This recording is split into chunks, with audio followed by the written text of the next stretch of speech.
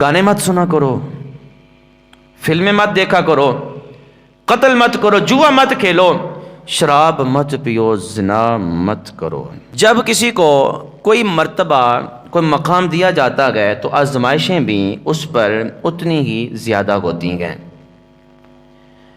انبیاء کہ اگر ہم جماعت کی بات کر لیں تو اللہ رب العالمین نے عزتیں، رفاعتیں، مقامات سب کچھ عطا فرمایا، لیکن اتنا مقام پروٹوکول ملنے کے بعد آپ کیا سمجھتے ہیں کہ انبیاء نے جو تبلیغ کی اپنی امت کی طرف، جو اللہ کی طرف سے صحائف یا قرآن پاک یا کلام اللہ پیغام میسج پہنچا، کیا اس کو پہنچاتے ہوئے کیا انبیاء کو تکلیفیں نہیں پہنچائی گئیں؟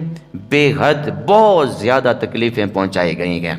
آج کل کا ایک ٹرینڈ بن چکا ہے کہ ہم تبلیغ صرف اور صرف یہ کرتے ہیں کہ نماز پڑھا کرو۔ نماز کا حکم دینا ایک ڈاڈی گل نہیں ہے، بڑا سوکھا کام ہے، بڑا سوکھا کام ہے، حقیقت بات ہے۔ کسی بندے کو یہ کہیں کہ یار نماز پڑھا کرو، بڑا سوکھا کام ہے، مشکل نہیں ہے۔ اگلا بندہ ہمیں کوئی ایسی ویسی بات بھی نہیں سنائے گا کہ نماز کی بات آپ نے کیوں کی، نماز کی طرف بلایا کیوں۔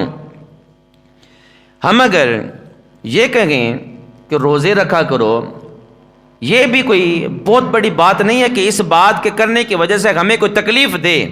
روزہ رکھنا بہت بڑا مقام ہے، لیکن اگر اس روزے کی تبلیغ کی جائے تو میں نہیں سمجھتا کہ آپ کسی کو روزہ رکھنے کا کہیں، آگے سے وہ آپ کو چار باتیں سنائے، آپ کی عزت مجروح کی جائے، آپ کو ذلیل کیا جائے، ایسا کوئی معاملہ نہیں ہے۔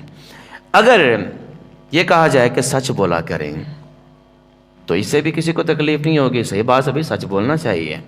لیکن سب سے مشکل جو تبلیغ ہے وہ یہ ہے، فلمیں مت دیکھا کرو، فلمیں مت دیکھا کرو۔ اگر کسی کو ہم کہتے ہیں یار فلم نہ دیکھا کر، رب بھی ناراض ہوئے گا، رب دا رسول بھی ناراض ہوئے گا، وہ آپ کے گلے پڑ جائے گا۔